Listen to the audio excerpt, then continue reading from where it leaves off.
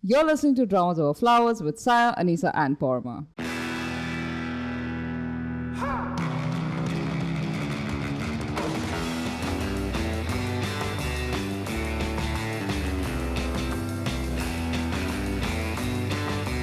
Hi, I'm Saya.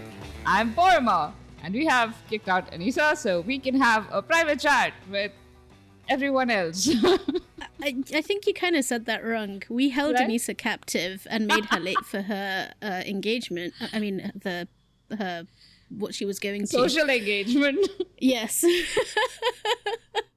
So we are the Pomins in this situation. Sorry, Anisa. Please don't hate us. we do it again. We're bad like that. To give people context for what we're talking about, we just finished recording one episode of Dove, and we, Anisa had to run, and so now Saya and I are recording a second one. We made her late. I mean, I think she will forgive us. It's okay. Sorry, Anisa. Let's put it on public record how sorry we are. Yeah. Like her family was literally leaving without her. We made her that late. In any case, I have kidnapped Paroma. I say, like, I'm holding her captive now. And I've just decided to talk at her about dramas. Go. Because it's your fault I watched most of them. It is? Okay. Which ones are we talking about? So this is a mystery list. Usually we share lists before we do this. Today Paroma doesn't know what dramas I'm going to bring up. Yeah. So let's keep it exciting and dramatic. Although, depending on which order these episodes release in, you've either already heard us start to talk about this at the end of the episode that we just recorded with Anisa. So we're going to continue. Basically, Jinny's Kitchen just dropped. So Jinny Ne, which was the thing with Park Seo-joon, Lee Seo-jin, Jung Yoo-mi, Cho-shik, and in the season 1 it had BTS V in it, which was the draw, but also like even if he's not there, it's a draw. Like, it's a really good cast. It's still a draw, but I think for us, because we were still like heavily not like watching Variety. Yeah, exactly. We were very much drawn by V. It But then lures us in. we Right, were he also lures like, us in. Wooshik and Sochun and like, Yeah, like, we know all of these guys. We've known them for years. The only one I didn't know was literally Jung Yoo-mi? Jin. No, Jung Yoo-mi I know. Like, Lee Seo-jin? Lee Seo-jin. Oh, really? He's like the oldest. No, but vat like of the only this thing whole I have thing. watched, yeah, of course, the only thing I've watched of his was Marriage Contract, and which I watched for Yui. Yeah. And I did not enjoy that drama at all, not at all. Why was it stabbing me so badly? So I had erased him from my memory. Well, at least you didn't watch Times. I did not watch Times. But Times is an interesting drama. So the established personality of Saya is that she likes time travel. Yeah. Times was meant to be such a good time travel drama because it had that whole, the signal conceit where they like communicate over time, except the separation's like a month or something, or 5 years, I can't remember. Anyway, what happened with that drama is it was really good as a time travel drama until about like the 2/3 mark. Then it decided to become a political thriller, which was completely different. And you're like, well, that was not the drama I was expecting to watch. The thing is, independently, they were both like really interesting stories. But I came here for a time travel drama. Don't serve me a political thriller. It's not what I came for. Still, like, I think it's worth watching. It was very interesting, and Lee Seo-jin's character in it was super interesting as well. Because he's, it's so funny, and because we were having this conversation this morning in the BTS group chat about Jin and whether he would act or not, and what I was saying is that I think it would be difficult for him to transition to acting at this point because his personality is so big, and like I feel that would overpower a character that he's playing, because like I have to stop seeing him as Jin, and he would have to work like at a level that he might not be ready for to like create a character that I can suspend my disbelief for, right? I don't think I'll have that problem. I really don't think I will. Like, if he just... I generally think Jin is at this point in his life just not interested, but like if Yeah. he was, he would listen, quickly. my suspension of disbelief is so like I don't even know, like it's made of some amazing titanium type material. If I am like willing to suspend my disbelief, I totally can. So it's not that wouldn't be a problem. And like, you know, in the South Asian community, like growing up with Bollywood, you have these heroes who basically have the same personality in all of their movies, like with Shah Rukh Khan, Salman Khan, Amir. And then Amir was still a little more nuanced. Like a lot of these big name stars, they just had one personality in all of their movies. Which was themselves, like Hugh Grant. And, and like you love them for Hugh Grant that. plays So Hugh Grant. it's not like it was disturbing us when we were watching them in different stories with Right. different like set of characters in different names, different professions.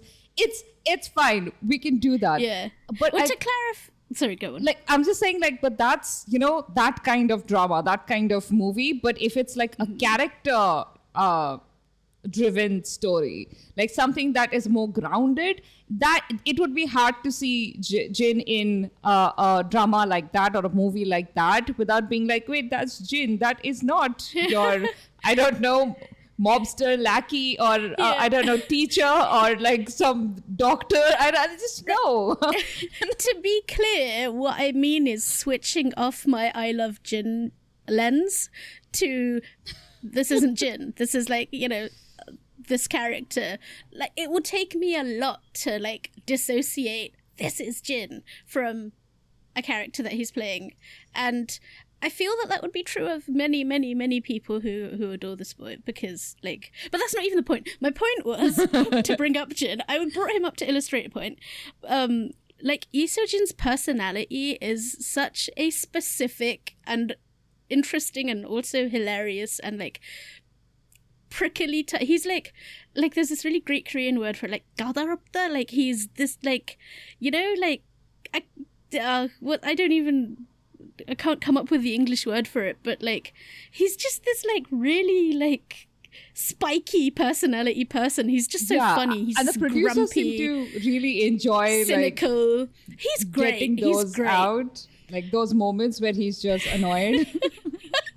But for someone with a personality that's so like big, to be able to just switch that off and be his character, like in the dramas that I've seen him in, that's also a skill, to be able to transition like directly into your character, then back into your personality, rather than sort of your personality fading into a kind of like a quieter place to let the character take over. I don't know if I'm saying that well, but like that's a skill, I guess, is all I'm saying. But that's not the drama I came to talk about. I was saying to Anissa, when we were waiting for you to arrive, I was saying to Anissa, you know what happens every time me and Paroma sit down to record an episode together? Is like, we're completely unhinged. Like, I don't know what happens, but like we both lose our minds. The episode is all over the place. Like, I don't know who's entertaining who. Like, we were going somewhere, but then we stopped at 12 places on the way. Somebody save us from ourselves. And she was saying, but those are actually really fun. So I'm taking her word for it. We just have to trust her, okay? Because I've been complaining to you guys, not complaining, but I've been kind of whining about for 2 weeks now, I've been trying to do live streams, solo live streams. Go and that's watch been them, an they're adventure. cool. We've been barred from them, but you guys go and listen. Maybe. So the first week I was like, it's my first solo live stream. What can I do? I just can't like hope that people turn up. So I need to have like a plan of action. So I was like, I'm going to just tier list 6 months of dramas that I've watched. And turned out that I have watched, like, I've actually watched more than 22 dramas, but I just decided on 22, and the rest of them were dramas I either definitely dropped or just like regretted picking up immediately. So, you know, 22 seemed like a manageable quantity. Yeah, except I went on You're for an idiot. an hour and a half. And you know what? Like, when I started, like in the first half hour, I had just covered 3 dramas, and I'm like, this is so slow. I'll be at this for like This is your lack of self-knowledge. I would have told you that. Choose 3 dramas. That's enough to keep you going for minimum 60 minutes. And so this week, what I did was, I'll just talk about 2 dramas: My Sweet Mobster and what's the other one? The Princess Royal. And I'm like, 2 dramas. Like, how long can it be? It'll probably be half an hour. I went on for an hour and 45 minutes. Wow. I'm very impressed.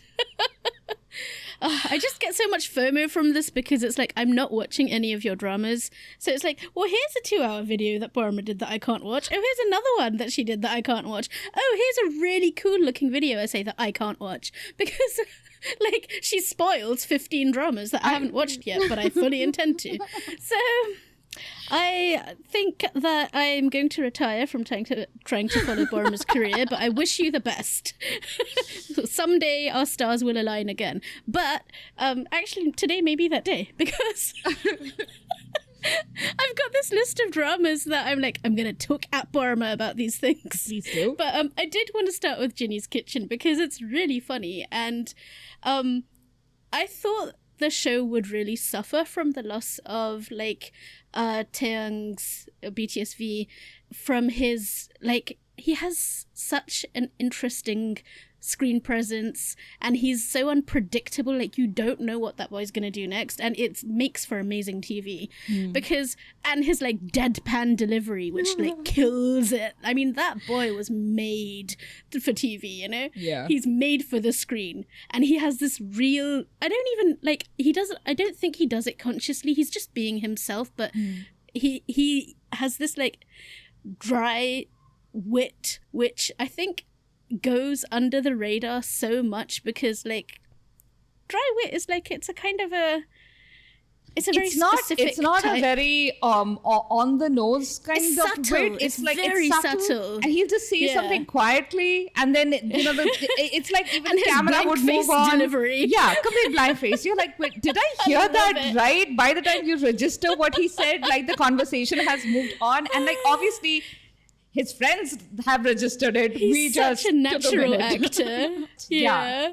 I love him. So I thought the show would really suffer from his like the loss of his like oddball energy and like that sort of that unintended goofiness that he brings just by like, you know, being his completely reasonable self, because like he says things that are very sensible but they're also like very like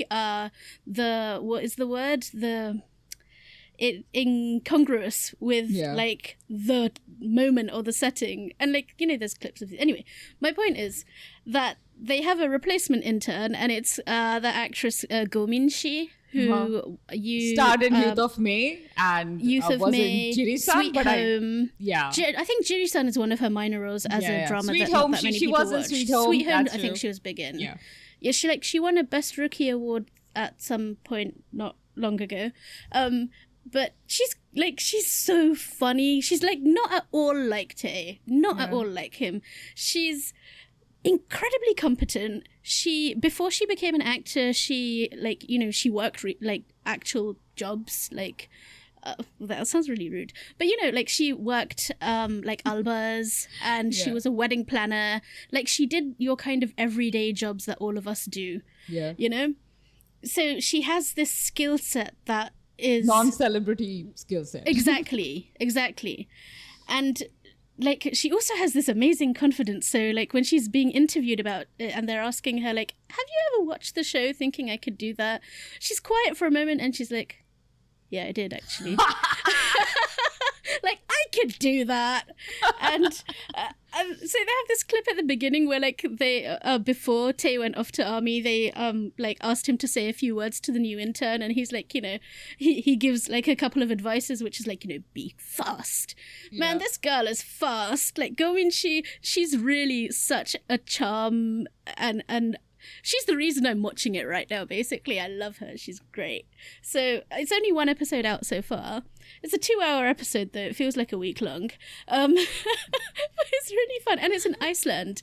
And, like, you know, Iceland is always great to watch on screen. I can't afford it, but, like, it's nice to afford to watch it on screen. Yeah. No, Yeah.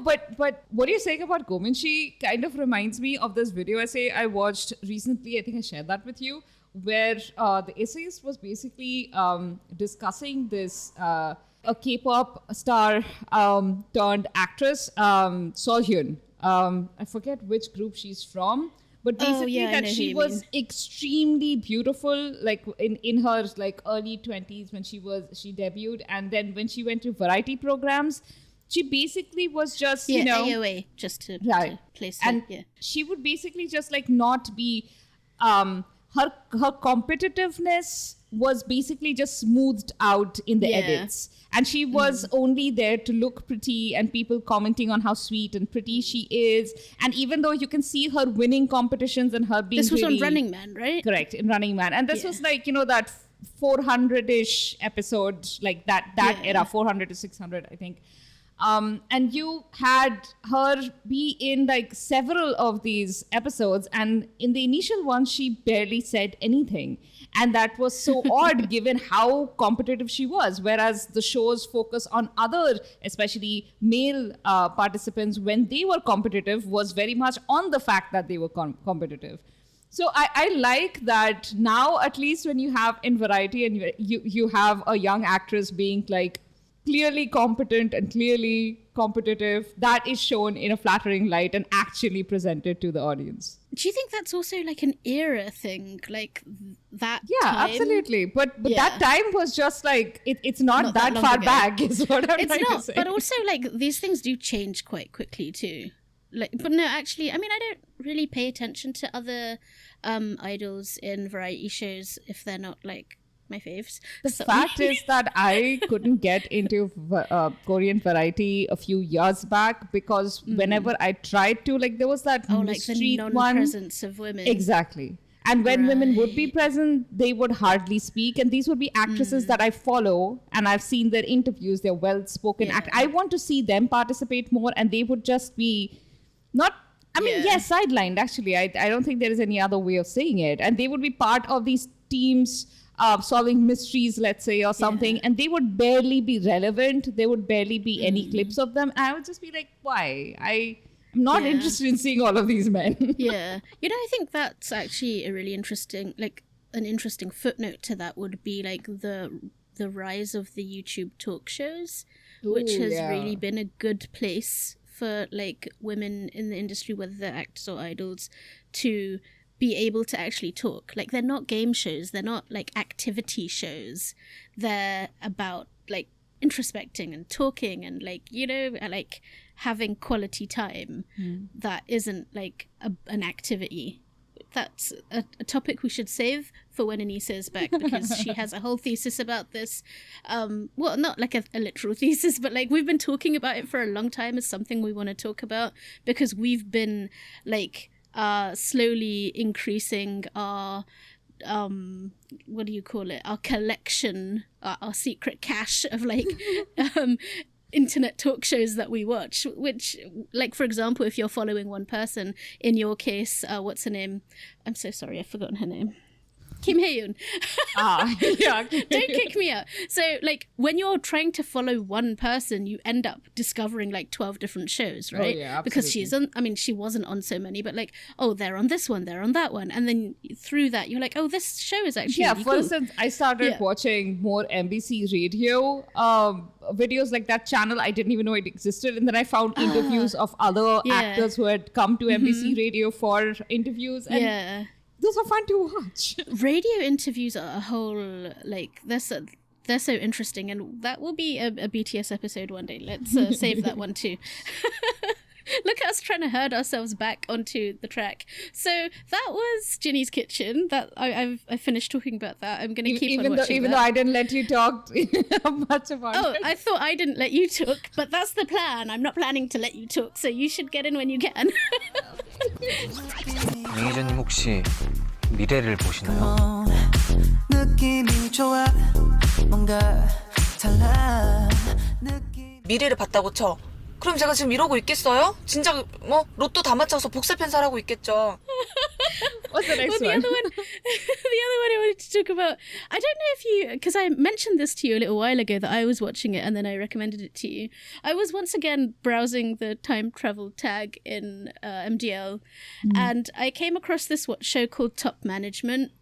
Which was like a YouTube original web drama type thing with like An Hyosop. Was it An Hyosop that was in it? Yeah. And Chaonu and like, you know, some other people. I was like, oh wow, like I didn't know this thing existed, and it's from like 2018 or something. Yeah.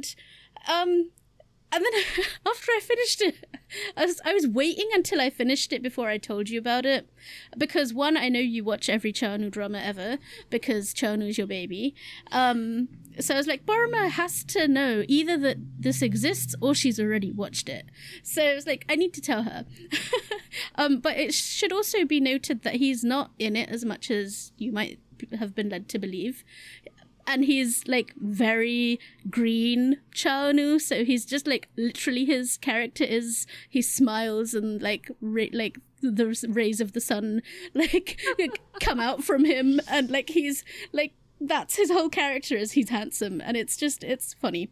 But also basically it's a drama about an ex-trainee, like an idol trainee who didn't make it to debut, and she has this special ability to sort of see into the future, and like it's unpredictable, and you know you don't know she doesn't know exactly when something is going to happen or how long, but basically that sort of prescience, she uses it to her advantage. For example, if an accident happens, like she's foresees an accident, she can prevent that accident. So she gets recruited by a music company to become a manager for this like failing idol group, I think. Oh no, an idol group that had done really well. Then they had like this big scandal of like a stage accident and a plagiarism scandal, and they crashed from number one to like nothing. Yeah. So she became the manager for this group, and in their one last shot to like revive themselves before their contract was over. And like at this point in life I'm like, oh yeah, you know what, music industry, drama, idol band, that's kind of interesting to me. I'm curious, and it's got this like seeing into the future element. And it was a very pleasant watch, but also kind of low-key boring, but in a nice way. Like, I didn't feel offensively bored. I felt quite pleasantly bored. It's like, not much is happening, but this isn't too bad. I mean, the episodes are short. They were easy to watch. It made me like An Hyosop again, because was he in Abyss? Is that why I hate him? I can't remember. Yeah. Right. So, and that, you know, actors sometimes commit crimes against acting that you just like, it takes me a long time to forgive them. I hold grudges against actors. And it made me like him again. I was like, well, that's nice. So did you watch it now that I've talked at you? So when it aired on YouTube, I think watched the first 2 episodes, and then like you said, Chaonu wasn't really a prominent part of it. And I didn't know He was very handsome. He was very, very handsome. Like in a puppy-like way. Yeah. I didn't know An Hyosop, and I don't think... I don't know why. I had already watched... Was this before 30 but 17? Was it? I thought it was after. But then you did know An Hyosop. Wasn't he charming? Yeah, it was after, because I recognized his face when I started watching. Yeah. But again, you know what? The Chan character was just so... he was just nice. It was bigger than... it was bigger than An Hyosop. Okay, so Top Management was between 30 but 17 and Abyss. Yeah, exactly. Yeah. Okay, good. But the thing is, honestly, I hadn't dropped it intentionally. It was literally like other stuff was going on, and I got distracted and completely forgot. Yeah, there's no about urgency. Like, you're watching it while you're watching it, and if you're not watching it, you're not that bothered that you're not watching it. Yeah.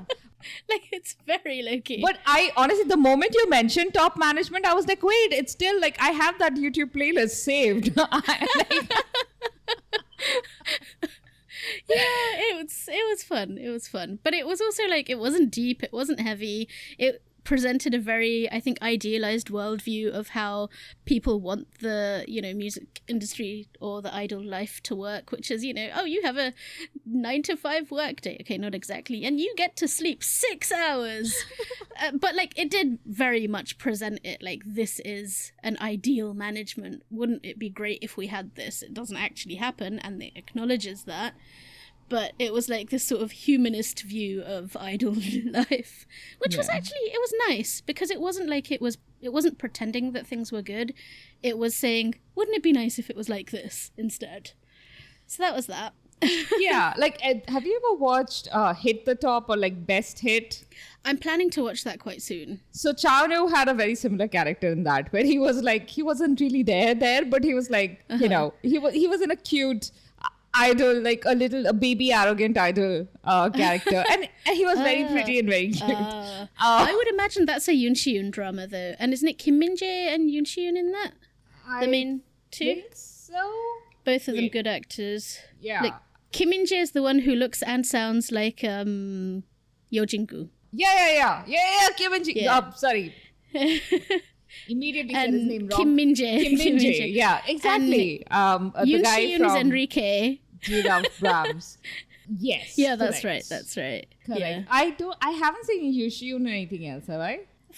Flower Boy Next Door, Enrique. You've seen him in loads of things. You probably just don't remember his face right now. Completely forgotten. Psychopath Diary. Oh, Work yeah. Later, Drink Now. Oh, no, wait, that I was haven't watched that Kestrel. one. I haven't Train, watched that did you one. watch that? Train was a good one. I haven't watched that except either, for the ending. But yeah, You've okay. seen him. I've You're seen on him. Yeah, But- you know him well. When you see him, you'll be like, oh, him. Yeah. But again, you know what? Lee Se-young, I saw her in this one and then completely forgot about her. Yeah. It was not a memorable role. Yeah. Yeah, she's the reason that I'm feeling a bit reluctant to watch it now, because normally I like Lee Se-young, but since I watched The Story of Park's Marriage Contract, which I You know, couldn't as a talent stand. cleanser, can you please now go watch The Red Sleeve?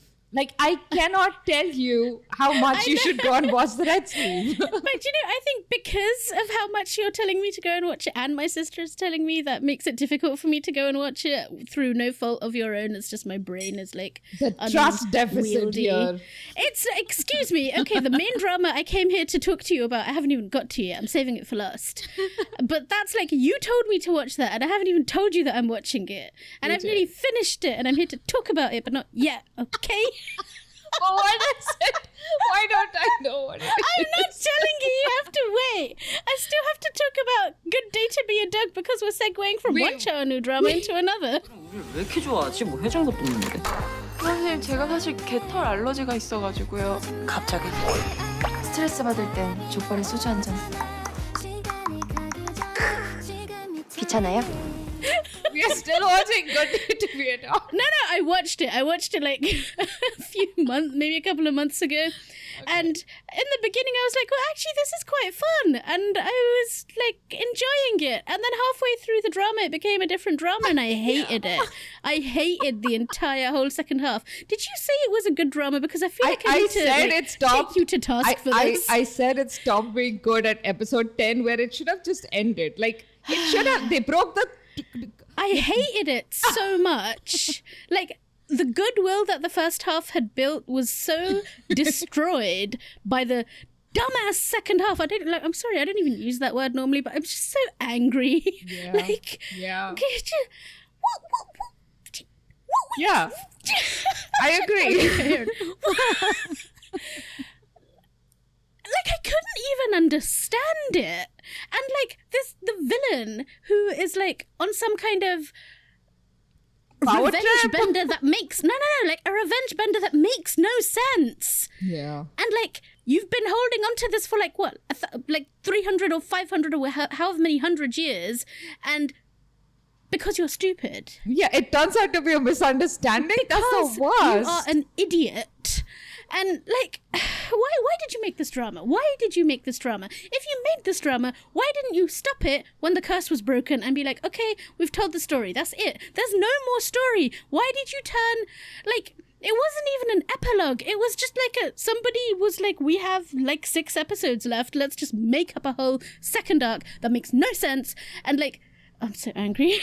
No, but that's exactly it. That this awful second half is not from the webtoon. It's very much drama I need producers to calm down. I need like, a drink. Yeah, okay. Should we- Water, by the way. No, to keep talking. They can hear me drink, right? It's I didn't finish the webtoon, but I did skip to the end to check. And this second half disaster was not part of the webtoon. The webtoon had like a very low how should I put it? There were no great highs and great lows. It had a very steady pace, and honestly, that appealed to me as a reader. And I was hoping that's what they would do with the drama, but instead, they just had to do what K-drama producers often do, where they push for a more complex second half, unnecessarily complicated second half, when the story doesn't even match up. It wasn't complex, it was dumb. No, that's what I'm saying. It's not complex is the wrong word. Complicated. Yeah. Like, it's just complicated for no reason. Where you're just, throwing dumb. plot at it for It and made disconnected. no sense. Do they think we're stupid? Yes. Do they think we're stupid? Because if you think that, like... It was so bad. They introduced new problems and then didn't solve them. When I was watching it, you should have told me. Okay, you don't want to watch that. I didn't know you were continuing. Honestly, I thought you dropped it. You were watching it at such a slow pace. I was watching it really quickly for me. But also, I have to say this, like, because you were so behind, we were just marking, like, in our discussion chat with another friend, we were marking the spoiler voice notes and stuff. And if you go and find the spoiler voice notes, you will find us talking about how it turned off. Okay, from now on, clearly I have to ask you before I start the dramas whether I should actually watch them or not, because you won't let me talk about the beginning. Because it was fun. It was just silly and fun. So I thought no, but it's it's entirely your fault. You won't wrong. even let me tell Don't you if blame something me, is. wench, get out. No, but you are like, no, if you tell me how it I know, ends, it's a it's my spoiler. fault. like, I can't even tell you if it's a good ending or a bad ending. How do I warn you? It's true. Well, I mean, if it's a trash ending that will make me actively angry, you can tell me. Okay, look, everyone. This is me and Paroma negotiating the terms of our friendship. Like, the thing with A Good Day was, like, it just actively undid the lore that it had set up in the first half. Like, why is it that in Drama Land, Exactly. It literally, untold its story. Like, what are you doing here? What are you doing? For people who may not have watched the drama, they basically set up this thing where the heroines... Don't watch the drama. I mean, yeah, we're spoiling it here. So the heroine and the hero in a previous lifetime had committed a sin, let's say. Now, it turned out to be a misunderstanding in the second half of the drama. They didn't do the thing. Yeah, which is just stupid. Like, let them have done the thing. And they've been punished for it, through generations of their family. And also, I'm sorry, Paroma, they weren't the same people. They were not the same people. So why is he enacting this revenge on technically they are the same people. He was waiting for them to be reborn. It's in it. It's in the drama. He was waiting for them to be reborn. But the thing is, he just ran away once he figured out that was a misunderstanding all along. Never apologized. Barely, there was one other character, I think the uncle of the heroine, who had been turned mute or something. He was barking, even in human form. And they hadn't even bothered to correct that before running away. And also, generations of the heroine's family had suffered because of this curse. Why was there no apology? He should have come and groveled to the family. Even that would not have been enough. Just such a... Yep. Basically, this drama goes in the bin. I guess. So, that's Good Day to Be a Dog. Let's leave that one in the bin. And move on to...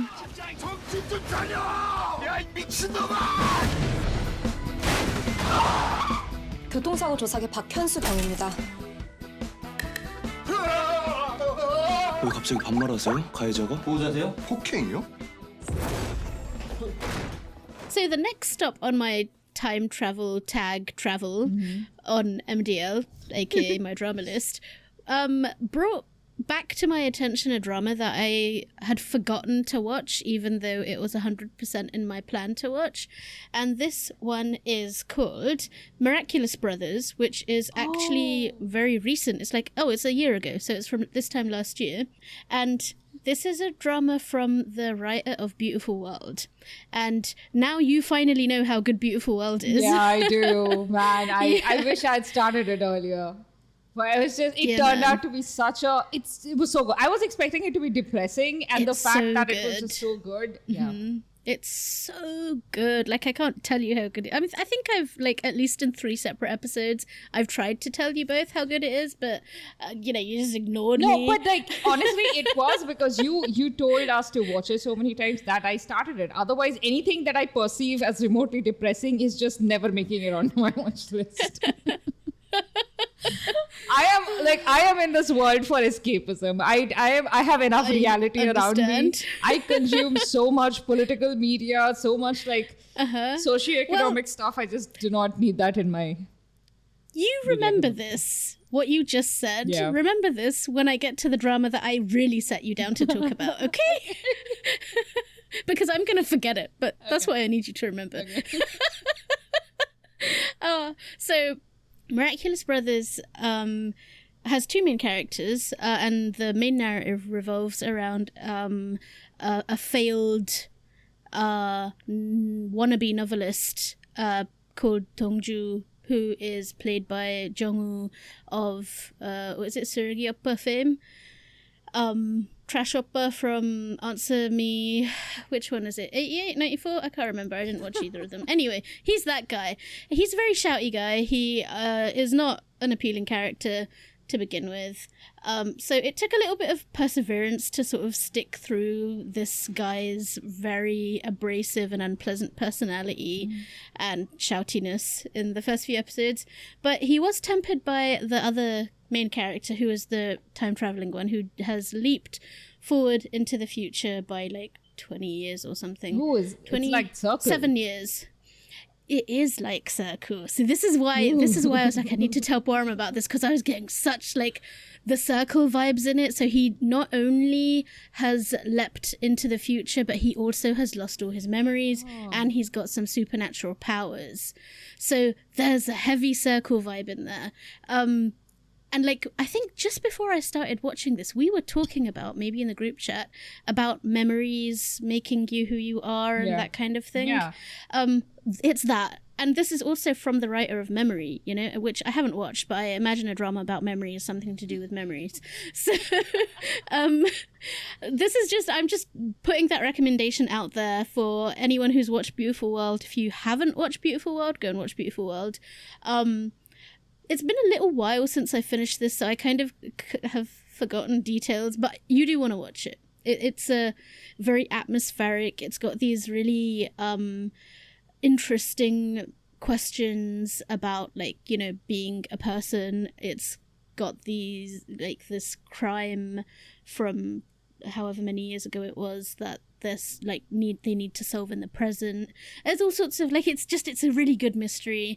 It's got this character, this boy who is, what's his name? Bae Hyun-sung, who reminds me of Park Bo-gum, like baby Park Bo-gum in I Remember You. That's who he reminds me of. He just has this very I can sweet... kind of see that immediately. Like, I kind of, because I had seen, I think, a glimpse of a teaser, because it got on Netflix pretty quickly. So when a new K-drama comes on Netflix, they just put it on the splash screen on the home page, so the automatic teaser playing happens. So I'd seen a glimpse of him there, and I had thought of Park Bo-gum at that time, and especially with the title being Miraculous Brothers, and that was an association that stayed with me. But like, so when you said Miraculous Brothers, I recognized the drama and I recognized that thought, and I was okay, cool, yeah. So I Remember You vibes plus Circle vibes equals Miraculous Brothers. How does it? Do they land the ending? Like, did you finish it? Yes. Oh, okay. I don't want to give too much away because there's lots to give away, but it did something really interesting in the ending, but I don't want to talk about it until we've watched it. That's completely cool. All I want to know is if I will be like very disappointed and like with the storytelling, like You what won't be. okay, cool. You won't like you were with the previous drama. No, it's not even in the same class. Okay, So that's Miraculous Brothers. Okay. That was just me throwing out a recommendation. It is already on my watch list. I literally have my drama list on just to put stuff on my watch list. Oh man, if I was logged in, I'd do it, but I can't even be bothered to log in. What's wrong with me? 나에게는 비밀이 있다. 김봉사! 계약 첫날인데 첫날부터 지각할래? 전화 첫날인데 늦겠다. 다녀올게. 이수 화이팅!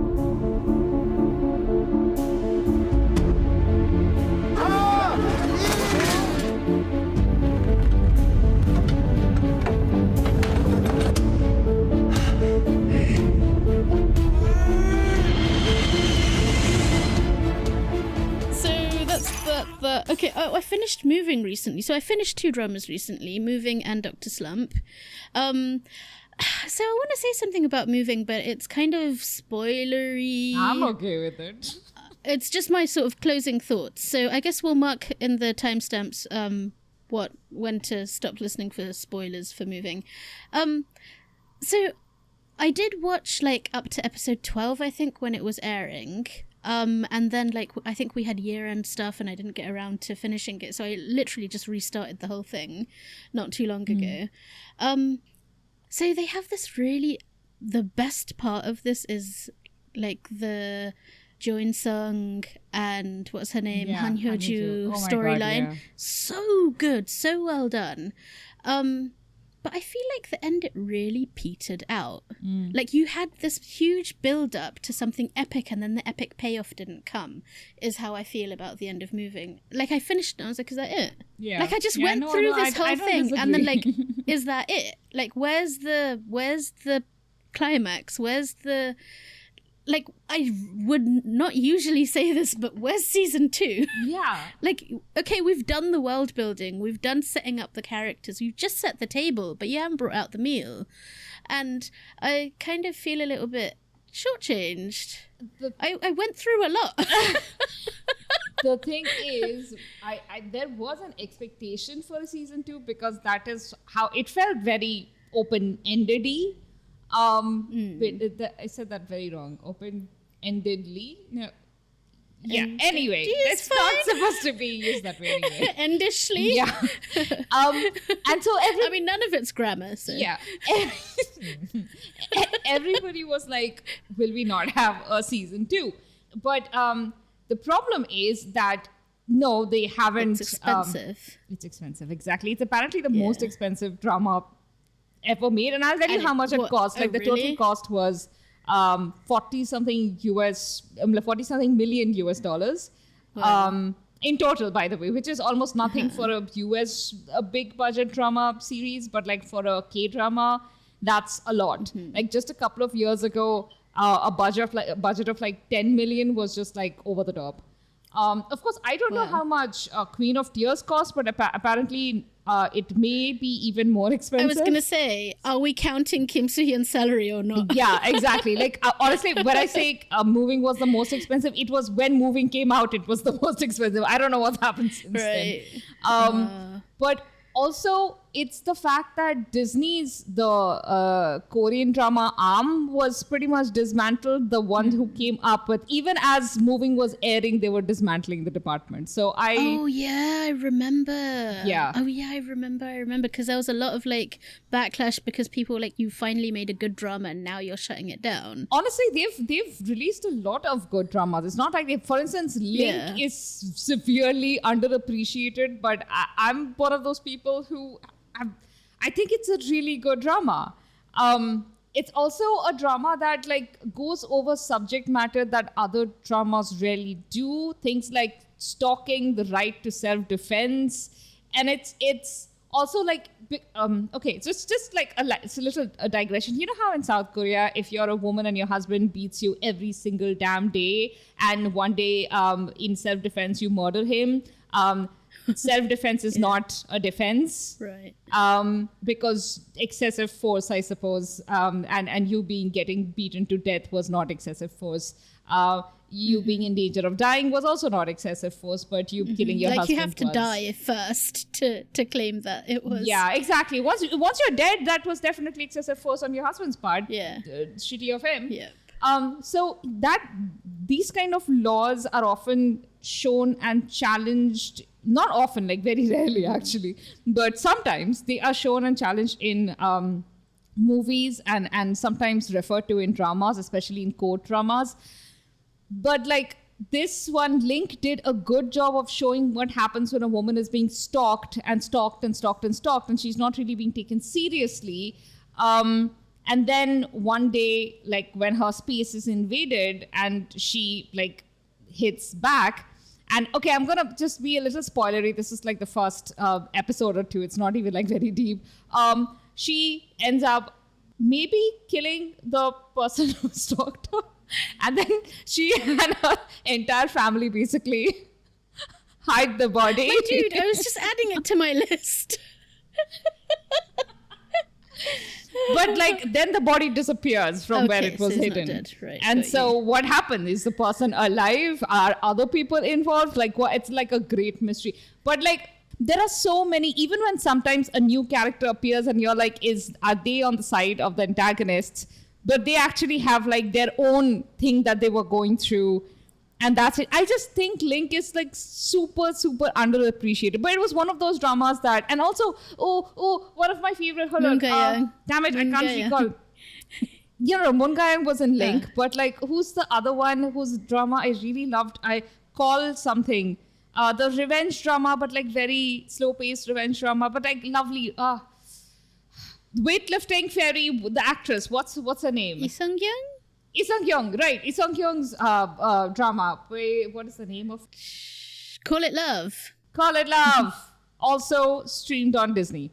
And again, it's one of those, like those cooperative productions. Really, really good drama. Like, cannot stress enough, really good drama. They just did not, they were not getting so the thing with streaming spaces, keep Netflix aside because Netflix was always streaming only, like that was their entire, and whereas Disney and Hulu and all of these other, Peacock and all of that, they came into it with streaming being like a side business where they were like hoping they put a lot of money into it, thinking they could edge Netflix out of the market and take that market over. But that was not their primary business model. So they needed it to be far more profitable, earning far greater revenues than Netflix needed it to. So they obviously catastrophically failed with like CEOs like Disney having to bring back their old CEO and stuff. It's badly done. Like, I wish they had treated streaming as like a smaller arm instead of the thing that the new frontier that will just get their shareholders all the money, because all that matters is their, board members getting richer. I have so much resentment towards corporations. I know. Tell me about it. I mean, anyway, they ruined everything, man. Every product, every service that came on in the last 10 years was ruined because of corporate greed. It really is. Like, the world is ruined. Literally, the planet is ruined. They won't allow competition. They will buy out anything small that's growing, but they will also not keep it going. They will immediately shut it down because it's not making the epic profits they were hoping it would be. I miss the days when we thought to sort of segue lightly but not deeply towards BTS. I miss the days when we thought Hybe was an ethical company. Hybe being BTS's record company. And the reason I mentioned that is also to lightly segue, but again, maybe we'll save the actual discussion of this for the Bangtan Over Flowers for our YouTube channel. other podcast, the other one. YouTube channel, which is Bangtan Over Flowers. And guys, we have 2 episodes there, both of them about BTS. One of them entirely about Jin. I mean, the channel is about them, and it took us like 6 months to do 1 episode. Anyway, but so leaving what drama were we talking about? Leaving that where it will be. I can't even remember what we were talking about. Link, we were talking about Link. That's I was, and then and then Call It Love, and then moving on from there. I love it. See, we can cover a lot of ground when we're moving fast. 무서운 거? 넌 김청준의 아들이랑 그랬지 뭐. 전학생? 무슨 국회의원 아들이래요? 김환이야. 그 집 아들 국회의원 아들 아니고 김환이라고. 엄마 죽이고 불 질렀대. 다들 그러잖아. 내가 우리 엄마 죽였다고. I was going to briefly mention, without, as I say, without getting deep. So I don't know. I mean, people wouldn't. There's no reason for a non-BTS fan to be aware, but like, there's this storyline that underran a period of their music videos, and they, you know, it's called like the Bangtan universe, like an alternate universe storyline, where there's this sort of a continuous long arc story in the MVs. This was turned into a webtoon, which, and like the whole body of work during a certain era of their production was kind of interrelated with this storyline of these 7 boys, each of them having very specific backstories. And so this was made into a drama. And it was actually, I think they filmed and finished it like years ago, but it didn't get its release until really recently because of corporate profiteering. Like, they couldn't even like put this on general release so people could actually watch it. And like, we were talking about this beforehand, like, you know, are you gonna watch it? Like, and Paroma was like, nah. And I was like, I'm watching it. Like, I've seen the lineup. The actors are good. Let me tell you who's in it. So What's it called? So it's called Begins Youth? Youth, and for some reason that is unclear and has never been explained, between Begins and Youth there is a not equal sign, but it doesn't actually, I don't know. Like, Begins does not equal Youth? Like, what is that? I don't know. Anyway, everyone calls it Begins Youth. Originally it was called just Youth, like Youth, and like, well, like, that's not a good title for SEO, is it? So basically, it's a drama about 7 boys and their friendship, essentially at its very sort of DNA level, right? And so this is the lineup. You've got So Ji-hoon, you've got No Jung-hyun, you've got An Ji-ho, So Young-ju. I can say more names. The thing is, you might not recognize all of their names. You may recognize So Ji-hoon, you may recognize So Young-ju. But these are... So Young-ju I recognize, yeah. These are actors we know, and they're good. They're good youth, like young actors who have sort of slowly worked up, you know, from small roles into bigger and bigger roles. And they're good, they're good actors. And after seeing that lineup, I was like, they're making this drama seriously. They're not playing around. They are actually making a real drama. And these are actors I like. And it turns out that it's actually pretty good. I watched the first episode, so my real contention was that this is such an emo story. How are you going to make that a watchable drama? Because a lot of deep, heavy, dark stuff happens, which is very sort of like suitable for a 4 or 5 minute MV. But if you want to translate that into a long arc story, you got to do a lot more work. Like, you've got to tell a lot more story. And you've got to go somewhere with it. Like, you can't provide a vignette. Like, you know, an MV, even a film, they can leave you with a vignette. They can leave you with like a section of story, a snapshot of a moment, but they don't have to sustain this long arc story. So I'm about 3 episodes into it, and it is difficult to watch. You do have to kind of go looking a little bit because, do what you need to do. And the other thing is that one of the writers on it is the writer of Beyond Evil. And Beyond Evil is an excellent, fantastic, brilliant drama that everyone should watch if you like thrillers. If you don't like dead people and stuff, don't watch it. But, like, it's such a good drama. And that writer is Kim Soo-jin, who... what else has she written? Let me see... Oh, The Light in Your Eyes. She's also the screenwriter, one of the screenwriters on The Light in Your Eyes, Mad Dog, Weightlifting Fairy. So this is someone who's got experience writing youth dramas, thrillers, melodrama, everything, right? This is like, it's a good, like, they spent their money well. They didn't just throw the money out there. They picked the right people to do a good job. So I'm interested. the reason I've slowed down on watching it is because I'm a little bit afraid, because I've seen those MVs, I know some of the bad things that happens, and I'm like, do I want to see the babies do this? And the interesting thing is, you're not watching them thinking that they're BTS members. They are their characters. But it's also so interesting how well they've cast some of these boys. Like, you can... How did they cast someone like playing the J-Hope character who has the exact same smile as that boy? And he has a very unique smile, right? And there's just all of these little ways in which they've put like these little Easter eggs of like the actual real life personalities of the members into their fictional characters. Like the character who represents RM, he's like accidentally breaking things all the time, and you're like, you've written these quirks of their personal individual actual quirks have been written seamlessly into the character, which is really fun for like a BTS fan to watch, but it doesn't it doesn't interfere. It doesn't interrupt your viewing. Exactly. Yeah. If you're not like, you don't need to be a BTS watch fan to watch this. It's a genuinely good drama so far by itself. Like, and this is why it annoys me even more that it's not like a generally released drama. But then you said people don't want to watch boys being friends, so I mean, I don't understand. Wait, I said that? Yeah, you were like, who wants to watch boys having a wholesome friendship when they, I don't know, that's not what people want to see.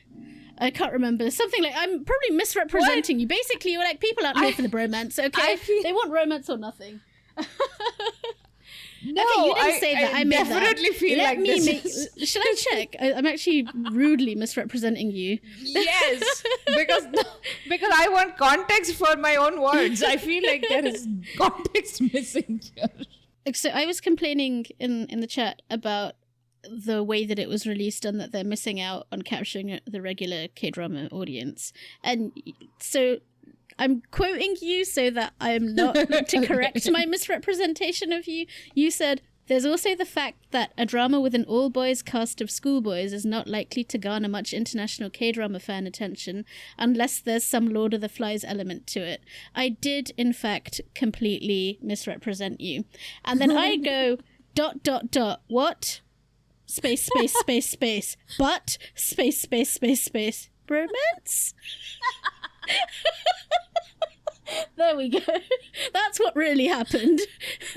Saya just lying. I think no. I know. See, I understand what you mean though. Like, usually, if this was being made by a small production company or just like any production company that's just only drama focused, they would release this just like, for instance, releasing something like Beautiful World. You don't expect like huge ratings for a drama like this anyway. But you release it into the world because, good story, all of that. But Hype won't do that. They have access to a huge fan base, a huge international fan base, and they don't want general drama watchers. Make that profit. Exactly. So they don't want to risk like general. Yeah, they don't want to risk like general drama watchers discovering the drama and giving, them getting, monetization that way. That, or is it that they just make more money by selling it directly to ARMY? That's what I'm saying. They like ARMYs. They don't care about the general viewership, is what I'm saying. Right. Sending it off to streaming services and other channel. But I, as a K-drama viewer, I'm disappointed because it's a good drama and you're like gatekeeping it from people who watch dramas. Yeah, because they're making a lot of money for all of the fans who are paying to watch each episode. Like they have, that's always been an extremely lucrative way. Yeah, and the way that it's been released, people are actually very unhappy about it because it is quite a cynical release strategy. We are going to talk about this on the Bangtan channel. We won't go further than that. But basically, I just wanted to put it out there. Now that it's taken me an hour or more than an hour to get to the thing that I actually wanted to talk to you about. 这个案子一定和20年前那场大火有关。是不是有这么一个人，他清楚地知道我们的一举一动？那宋晨绝非等闲之辈。你是唯一一个从我师父死里头得着。 So, I don't know if I've ever talked about this before on this podcast, but I know I have talked about this to you. The way that I need warm-up time before I get, like, conversation warm-up time. Like, I need a padding of, like, a couple of hours before I get to what I actually want to talk about. So, you all just experienced my warm-up time. So, what I really came here to talk to you about is a drama that you told me to watch a few months ago, and then you probably told me then you probably forgot that you told me to watch it, but I did not forget because I am a good friend and a good person. And that drama. I'm sorry. What's wrong with me? Excellent intro. What is the drama? I need to build up the suspense. I've been building it for an hour. I'm not going to let it go that easy, man. What do you think it is? Story of Pudding Palace? I don't know. You're on the right track, but that's not the one. Oh, Love Like the Galaxy. No? Still on the right track, but not the... Is it even C-drama? It's a C-drama. Okay. Is it a historical idol fantasy or a modern drama? Somewhere, but not a modern one. Okay. Is there magic in it? There's no magic as far as I can tell. Is it time travel? I wish it was. I'm totally blanking. What did I watch? Why do you like it? What is it? I want you to guess. It's not Meet Yourself. No. But that's a It's modern short. drama. I'll give you that. It's short. It's short? What did I watch that's short? Is it? Damn it, I've forgotten what it's called. Mr. Bad? No. No. I think you're going to get it. No, Paroma. but sorry. It's actually quite Is nice. Mr. Bad good? Yeah, I mean, Okay. you wouldn't think so when you watch the first episode, but it's actually really good. It turns out I'm waiting for someone to watch Mr. Bad so I can talk about that drama. It's surprisingly good. Sorry, that's not the point. What is it? Which drama Come is on. it? When you think of Saya, what do you think of the kind of dramas that she likes? Come on. Apart from time travel. Like, I can just think of murders, but what did I watch that had murder Right, in you're it? on the right track. Murders is on the right track. Literally, it's murders. You can do it, P. I believe in you. Oh, my brain is freezing up. What did I watch that as murders in C-dramas? I only watch romantic C-dramas. There's no romance in it, dude. There's no romance in it, thank And God. I watched it. I liked it. What is this? Okay, this is exhausting. I need to look up my, like... What did I watch in the last I am Is it surprisingly from enjoying this. I'm just imagining Anissa listening to this, losing her mind laughing. I feel... Is it Legend of Shen? No, it can't be because that has romance in it. No magic, no romance, no fantasy. Oh, how is that possible? Why would I Indeed. even recommend something like that? Lots of murders. Lots of murders? What did I watch? Why? It's not even on my watch list. Short Like, I don't think I title. could- Dark, atmospheric, dead people. I give up. Tell me! Okay, I swear I'm gonna hit you now. What is it? I'm enjoying I'll this reach too to much. the computer. Okay. I'm afraid of disappointing you now. So now I'm scared to tell you. I hope I actually watched it. Now I feel like maybe I Better. didn't even You watch told it. me to watch it. Rape Town. I didn't watch it. No wonder I couldn't. Betrayal. What do you mean you haven't watched it? You told me to watch it. Wait, Wow, did I've I been watch high-pitched. it? Hold on, did I You watch wanna- it? Okay, watch this drama. Oh my god. Oh no. Okay, so I watched the first episode. I'm my like, this is not my drama. This is Kay's drama. And I immediately went to Kay. I was like, Kay, what's thought this you drama? watched this, which is why I've sat you down to talk to you about it. Oh my god. Why are we even here? So you can talk about it. I can't talk about it if you haven't watched it. No, but like, okay, no. Genuinely, if you had liked it, then I will go watch this. I will watch this tonight. Because I liked it. I liked the start of it. But I didn't want to watch it alone. And nobody else was watching it. So I was like, I'll go tell Kate to start watching it. And I was like, I'm gonna surprise P with like having watched this C-drama that she told me to watch, and like she's gonna be so impressed with me. She's gonna like, be like, yeah. I knew, like, I'm gonna be her favorite again. You are my favorite. No, but see, I knew I couldn't have. Like, I have had such a romance-focused past year of drama watching. I was going to say, Paroma, I was going to say... okay, they can't see me gesticulating wildly. I was going to say... how much of a Bad Kids vibe this show has. That's why I recommended it. And I was like, this is actually very dark. And it is but 12 episodes, but it's like, it's intense. But also, it's another case of where the censorship makes the drama better, which I find such a fascinating aspect of this type of drama. Because, like, there's a lot that subtlety does for storytelling that cannot be achieved with just, like, straight up saying the thing, you know? Yeah. But they only do that because, like, you're kind of forced to tell the story that way. Like, how do you tell this graphic, gory, scary, frightening story without showing any of that? Well, you can, like this. And it somehow makes it scarier and darker.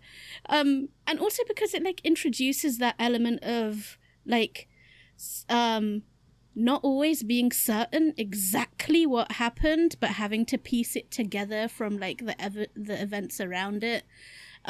Like, that also, like, is a layer of uncertainty that is built into the atmosphere of the drama because you're being forced to tell the story this way. And yeah, I've gone hoarse from, like, screaming. I've gone hoarse from, like, talking constantly for 2 days, but yes, this didn't help. So something I love about C-dramas in general, the way the industry does storytelling, especially when it's feeling a bit rebellious, is how it positions modern critique in historical context. So they take real periods where something real is happening politically or socially, and the critique of that time has, like, direct parallels to what's happening in the modern era. And they get away with it because the critique of that time is very much like, you know, like, nobody can say it didn't happen. Like, that's not, that's fine. But also, so when you have dramas like these, where there is just, like, death and mayhem, and, like, the period absolutely plays into all of that, just with, like, Bad Kids, for instance, and they could have only done it like this short 12 episode thing that was meant to be like a limited release and not like a wide scale release. It was never meant to go out to the larger public. They can only do storytelling like this. So I completely agree. Like, but it's like a storytelling of, like, absences. Like, I don't know how to describe this. Like, you're giving shape to the thing in the middle by colouring in all the pieces around it. It's a beautiful way to put it. And normally a story would do it the other way. They would colour in the thing, and that becomes clear as the story goes on. But in the case of Bad Kids and in the case of Ripe Town, you have this filling in all of the edges, which reveals the thing in the centre. And I just find that such a fascinating device. I think it's a storytelling device that it's a very difficult device to use. So you wouldn't use it, like, just because you wanted to. You do it because you don't have any other choices. But also, I want to know if there's more dramas like this, because I think it's a really specific genre. Because, like, I haven't watched as much C-drama as you, but I've watched, like, a decent variation of, like, all types, like, across the genres at this point. And this is a really specific type. So I keep an eye out for, honestly, C-dramas like these, and I'm sure there are, but there is a dearth of support for dramas like these because they don't tend to be, like, big money makers anyway. It's very dense, I will say. It's very like, dense. It takes a lot of work to watch it. Like, I have trouble, like, remembering all the characters and their faces, and sometimes I'll be like, wait, who's this? Wait, who's that? And I'll spend a whole episode or 2 or 3 doing that, and then I'll have to go back and rewatch them. Like, I do it, like, I'm doing a lot of work to watch this, but it's rewarding. Like, doing the work makes the show better. Did you know that the creators of Bad Kids they are, I think it's in production, they're doing something else that's, I think it might actually already be out. And apparently it has very similar vibes to Bad Kids, but is not as good as Bad Kids. That's like all I know from the reviews, like, because it tries to be honest, I don't think I can do it, because Bad Kids was dark. I didn't know it was going to be that drama when I watched it. I didn't either. Because I was already in it, I couldn't stop. But if I knew it was like that going in, I don't think I'd have gone in. That was a heavy drama. Agreed. I still, like, when I think of certain things, I still get like I remember, like, when I was about to finish, like, I was on the last episode and certain things were being revealed and, like, every hair on my body stood up, literally. That's how chilling it was. It's so hard to talk about without giving spoilers. Yeah, like, it wasn't because there was some kind of overt scene. It was like all of your little clues, all of the subtext and the context and all of those things had added up, and the realization was dawning on you. The picture in the middle had become clear because all of the edges had been filled in. And when you suddenly realized what that picture was, you were like, yeah. Yeah. If you guys like, I won't even call it a thriller. It's just, I don't even know what genre it exactly fits into, but, you know, like, very grounded stories of, you know, humanity and like weird, not weird, like, just an in-depth look into human psychology and psychology of crime. And also most of the protagonists are very young in Bad Kids. It's a take you usually wouldn't see, like a perspective usually wouldn't be shown. It's a very rewarding watch, honestly, if you can stick through it, and we would highly recommend. But you see how I'm usually happy to give all the spoilers, but with a drama like that, I am unable to give any. Those things, because otherwise it's not the same. You have to honestly not know. Don't even read the synopsis. Yeah, don't do anything. Just know that it's about murders, and that's it. Yeah, there are murders that happen. Same with Ripe Town. Don't read synopsis, jump in. I watched the first episode and I could tell how dense it was going to be. And I think I had recently watched something else that was kind of like really, I wasn't prepared to watch something else that would just, you know. But then I was immediately thinking of Bad Kids. And so I was like typing like Kay.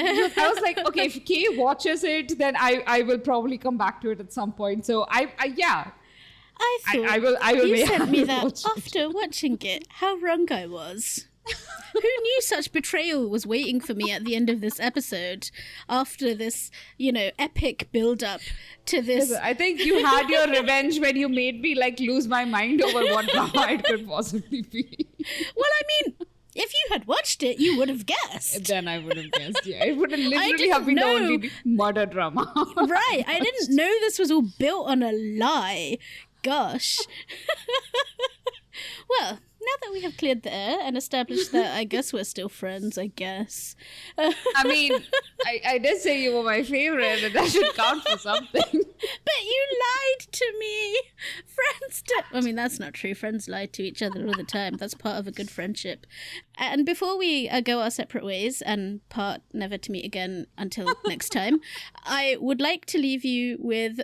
So, one, I'm amazed that I made a list before we started of dramas that I thought maybe I'll talk about, like, because I've watched them. I got through all of them. That's 1, 2, 3, 4, 5, 6, 7 dramas for me. And then Paroma, you threw in a few, which thank you, because...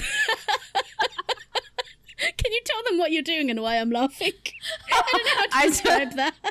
I don't know either. Like, you know how Zoom has a reaction button, so I just use that. The confetti use that to do like, yeah. There was that celebration emoji all over my screen. Right. It was very funny. I don't know if I should apologize for like hogging this talk. No, you should not. And I am telling you, I spoke as much as you did, even though technically it was supposed to be your I'm very happy to hear episode. that. I'm always like, maybe I should stop talking now. And then I don't. So after this list, I have one line here, which apparently I was making notes while I was watching Jinny's Kitchen, just so that, you know, this is all in the same episode and let's bookend it. Like, we started with Jinny's Kitchen, let's end with Jinny's Kitchen. Yeah. The note says, the vegan kaktuki has yogurt in it. It's not vegan, lol.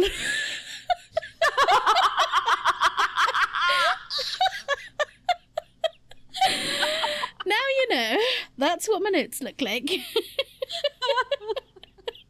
And so, if you would like to, you know, find us again after we put you through this episode, you can find us on the internet, on the Twitters, which we are still not calling X, because... I think people have by now realized we're not calling it X. Yeah, but I also feel by now everyone else has given in and we're just like being have they honestly needlessly all of my... stubborn. No, I think all of the people I like, they are determined to always stick with Twitter. Okay. And like, let's see if we ever get sued. Right, but at some point will we reach a stage where no one knows what Twitter is anymore because they all if say we X. ever do, we'll stop calling it Twitter. But till then, we're calling it Twitter. Okay, so on that place that we still call Twitter, the podcast can be found at Dramas Overflow, and I can be found at Not Now Saya. And I can be found at The Drama Notes. You can find us on Instagram at dramasoverflowers_. You can email us at dramasoverflowers@gmail.com. And you can go sign up for our newsletter. The link is in the description, or go to dramasoverflowers.substack.com. And go and watch Paroma's videos on YouTube. Her channel is called The Drama Notes. Join her lives. Heckle her. Okay, let's leave it there. Heckle her. Bye. Bye.